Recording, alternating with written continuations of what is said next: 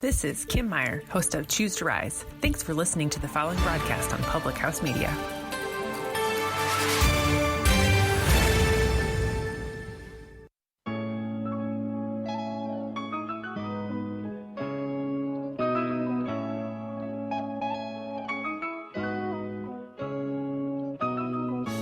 Hello, my fellow revolutionaries, and welcome to the Leadership Revolution.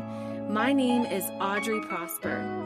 If this is your first time joining us, we want you to know that our vision is to help others discover clarity, embrace vulnerability, and experience freedom in their relationship with others and with God.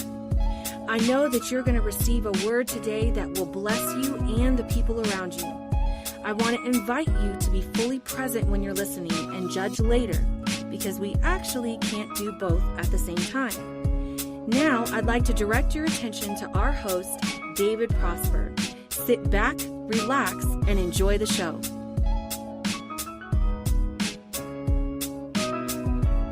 Hello, my friend. My name is David, and I'm the host of the Leadership Revolution. I get the privilege to serve you every other week as your guide. If this is your first time listening, I want to say welcome to the revolution, my friend. And if you're hearing this and thinking, oh no, this ain't for me, I really want to encourage you, because if you can influence someone's thinking or their behavior, you, my friend, are a leader. And to the rest of my revolutionaries, thank you for being creators, trailblazers, and innovators, because our world needs more people like y'all. And I'm excited. We're continuing this Reinventing Yourself series. And I have a special guest, Malik. It's our youngest son. We're going to learn about how he views leadership, how we can improve the school system, and more about who he is as an emerging leader. But before we begin, as I shuffle my papers, let's start in prayer. Dear Dad, I want to thank you for the opportunity to use the gift of speech. Let my words be seeds of inspiration to awaken the places where you want your people to live their best life. I don't know who will be listening or who's listening right now, but I pray that the sound of my voice, they receive health, healing, favor, provision, and protection over them. I pray that they would have a receptive heart and an open mind. In Jesus' mighty name, A to the man. So let's get this thing started. Malik, are you ready to get this thing started? Yes, I am. All right, okay. You sound a little nervous out there. I need you to get a little bit more excited right now. This is the Leadership Revolution. All right, so let's just jump right into it. So tell us about yourself. Who is Malik, and where did you grow up? Well, I was born and raised in Tampa Bay, Florida, and we recently just moved when I was 10. When you were 10? Okay. And how old? And you're still 10 right now? No, I'm 11 years old. 11 years old? December 25th of 2019. Okay, all right. And now, where you're currently living in Colorado Springs, I remember you saying we just moved here. How are you liking Colorado Springs? It's absolutely amazing. It's not a giant oven, but it's not a freezer. It's the best weather that I've seen in my life. Best weather you've seen in your life. Okay, so now you said it's not an oven like Florida, but it's not a freezer. So right now, I'm pretty sure we're in winter. So you're telling me you're not cold right now? Well, not at this moment, but outside, stand out there for just 5 minutes, it's pretty cold. You're gonna freeze. Yeah, that is true. And just like in Florida, if you stand out there too long, you're gonna sweat. All right. And I'm just curious, right? We often talk about what we believe, and our belief drives what we do, how we do it, and it drives our future. What is your spiritual belief, and what do you believe to be true? Well, I believe that Jesus Christ died for our sins. He died on the cross, and God sent him down to earth. And I believe that everyone has a purpose to help rebuild the kingdom. Wow, that was not scripted at all. He said that all from the top, so that is impressive. Now, you talked about belief. You talked a little bit about moving here from Florida. I want to jump back into how was the experience when you were moving from Florida, something that, a place that you grew up, to a new place that you were completely unfamiliar with? Well, it felt really awkward, and I didn't feel like I was going to have a comfortable time. I didn't really want to move because I had so many friends and all my family.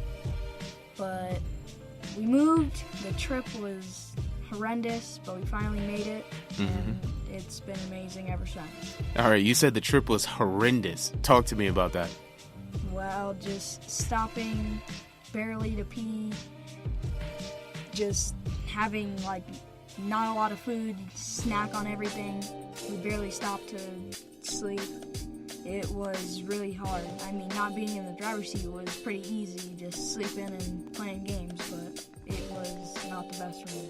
Okay, that makes sense. If I can recall, because I was one of the drivers, we stopped a lot because your mom had to pee all the time. I just said pee on the podcast. You're welcome. All right, so you transitioned from Tampa Bay, Florida to Colorado Springs. You believe that Jesus is Lord, and you believe that he died for your sins, which is amazing. Now, Jesus was one of the leaders that we model after this entire show from, and he led 12 people, and now according to Rick Warren and Lead Like Jesus, he has 2.1 billion followers. That's more people on Instagram, Facebook, whatever you name it. He has more followers. Now, perfect leadership, like, what is your idea, Malik, of perfect leadership, and what does that look like? Well, I think Jesus was the most perfect leader we've ever had, and he used servant leadership by washing his disciples' feet for them, but also leading them in the right path. Okay. He is the perfect model of leadership, and we strive to be like him.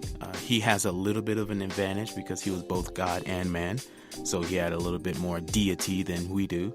Now, so if Jesus is the example, what is not the example to be like a perfect leader or a great leader?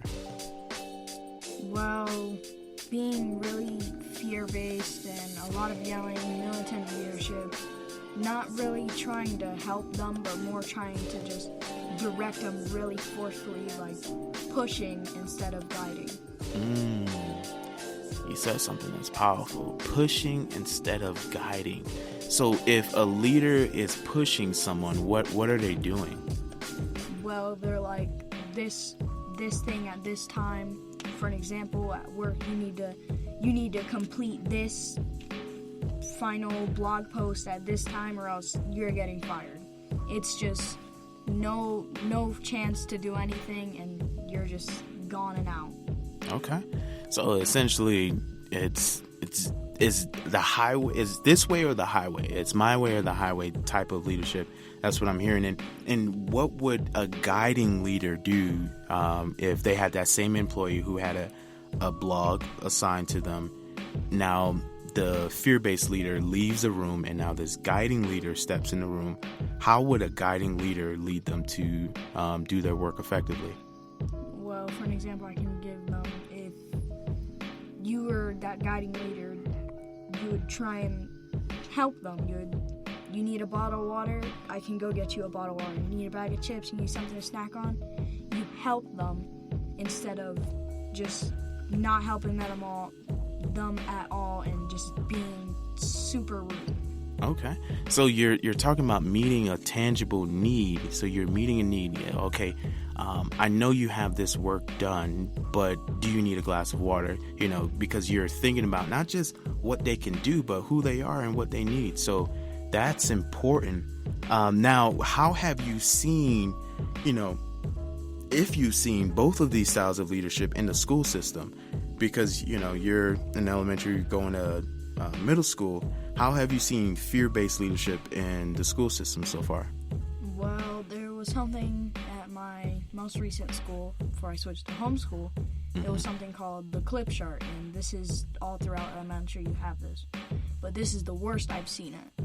So there was the highest point of the clip chart where all the good behavioral kids were, and then there was the lowest point where all the quote-unquote bad kids were. And it really just felt like labeling, and it was always, you get on pink, which was the highest color, you get a piece of candy. You get on red, which was the lowest, you have to get called your parents and you have to stay after school. And it wasn't really fair to the kids who just couldn't do it. And I think if those teachers could help them and guide them into the right path, then they wouldn't always be on red. They would be on pink and purple. So you talked about the clip chart and talked about how if you either clip up, clip down, you get either rewarded or you get punished. Now, at the time that you were there, did you ever clip down?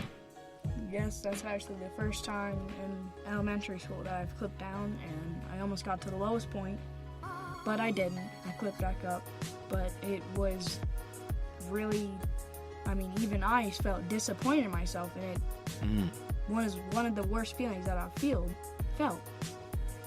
So you've clipped down and you felt that disappointment, and was there anything that encouraged you to clip up outside of not clipping down? No, it was really just the piece of candy and then not being bad. But so the fear of not being labeled bad was the driving force that kept you trying not to be bad, so you clipped up, essentially. So it wasn't a positive motivation, it was a negative consequence. Is either you clip down and you consider bad, or you clip up and you're not considered bad, and we give you a piece of candy. Interesting. Now, if you could change anything about our current school system, what would it be? Well, would this be one thing, or it could be multiple amount? You can talk as much as you want. We have minimum of 30 minutes, so then I would try and help the teachers get their style of leadership on point, and try and help them understand that the students need to be guided, because not all kids are the best students. Some kids don't know how to learn, so they need to be guided, they need to be helped. But you can't always just help someone, because if you teach a man how to fish, he eats forever.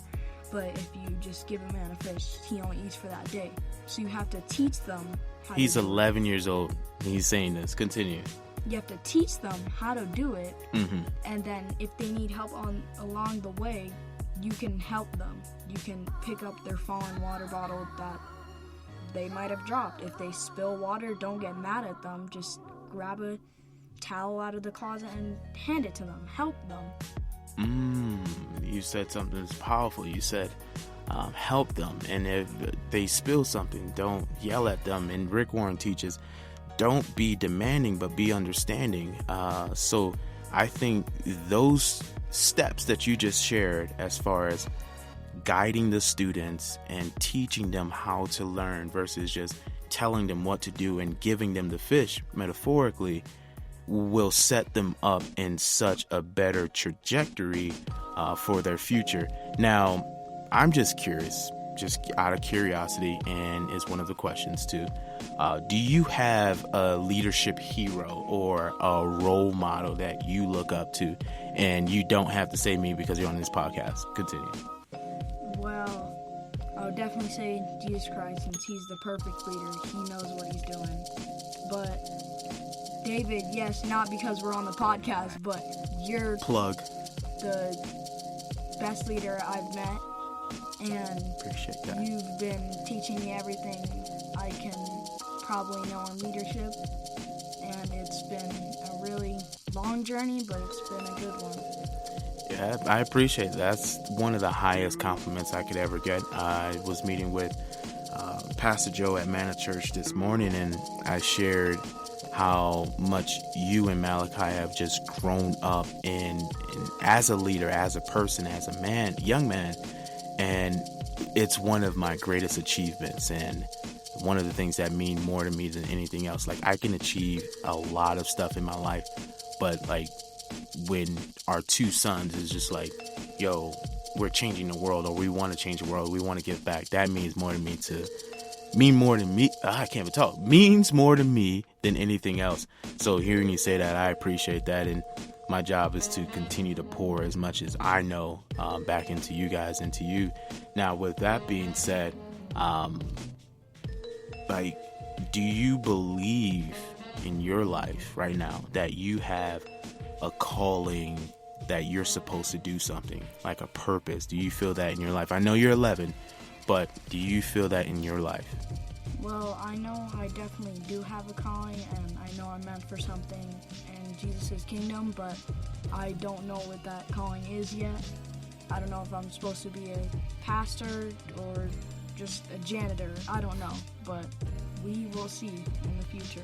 Yeah, it's the constant grind. One of my good friends often tells me, every day find clarity. Every day find clarity. So take that one step, and you're definitely on your way. It's only a matter of time as you continue to grow and develop and become, like we say at the house, you continue to be iconic. You're going to figure it out. So what are you doing right now as a young emerging leader to grow as a leader right now? Well, I've been trying to be a servant leader. I've been helping around the house.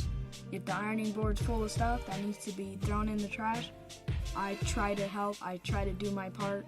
And it's probably like 16 times a day that I hear, Malik, I need my computer charger. Okay, it's Mom, it's right next to you. I need my computer. It's really tedious, but it's helping. And it's one of the best things you can do for people. Yep, service. It's easy to say, it's easy to learn, but it's challenging to do. I was just listening to John Maxwell today before I actually picked you up. And he was talking about servant leadership is inconvenient. And I was like, if that is not the gospel, I don't know what it is.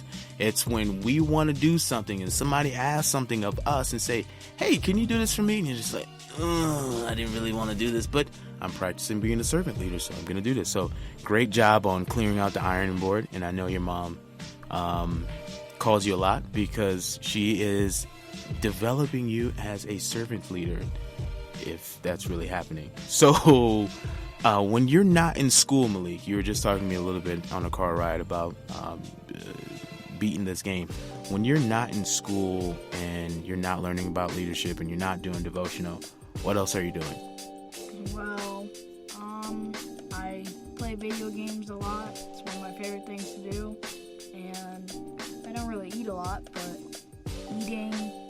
sleeping doesn't take up most of my day because I have a problem with that, so I only get normally 5 hours or 6 hours. Okay. And yeah, it's a grind, but it's fun. Okay. So you play video games, and when you're not playing video games, you're sleeping. When you're not sleeping, you're eating. When you're not eating, you're watching YouTube. Okay, that's awesome. And I just want to thank you for, I know our listeners are going to appreciate this. This is an 11-year-old, just so all of you know, these leadership tips that you're getting straight through your headset right now. If you listen through a headset or straight through the audio, this is an 11-year-old. So it goes to show you that leadership is not contingent upon age. It's only contingent upon self-development and the willingness to learn and the willingness to apply ourselves. I typically would say, hey, where can we find you? But you're 11 years old. No one needs to find you. But I want to say this. Thank you so much for asking me, because this happened. We were sitting at dinner and you were just like, hey, can I be on your show? And I was like, heck yeah. What do you want to talk about? He was like, leadership. I was like, great, let's set this up. So I want to thank you for coming on the show. I want to thank you for your willingness to share what you've learned. And I know you're going to impact people. You already have, like your mom and I. And you're going to continue to impact the world in such a positive way. And last but not least, you're iconic. So thank you for coming and blessing us. Major key alert in blessing us on this show. So I want to leave you all with a Reinventing Yourself Leadership Challenge of the week. Now, the challenge is find someone to serve. It can be as simple as opening a door for somebody, or saying good morning, or saying good evening, or as simple as sending somebody a text of saying how much they mean to you. It's a form of encouragement. Find someone to serve and then challenge them to serve someone else. We often do all of these challenges like the ALS challenge. I want to see people starting to challenge others to be servant leaders. So that is the Reinventing Yourself Leadership Challenge. Find someone this week to serve. So with that being said, let's close in prayer. Dear Daddy, thank you so much for what you've been doing and what you continue to do. I ask that you let your word penetrate the hearts and the mind. May the Lord bless you and keep you. May he make his face shine upon you and be gracious towards you. May he give you strength when you are weak, hope when you're discouraged, faith to believe, and joy that is contagious in Jesus' name. Yo, I want to thank y'all again for joining us this week. Come back every other Wednesday of each month for a new episode. And I want you to remember something. If we as leaders are to set ourselves apart, we must start by leading through love, which always comes from the heart. Thank you so much. Thank you for listening today. We hope you are blessed. To share your leadership experience, you can text us directly at 414-552-9598. Again, 414-552-9598. And don't forget to subscribe to enjoy more messages just like this one.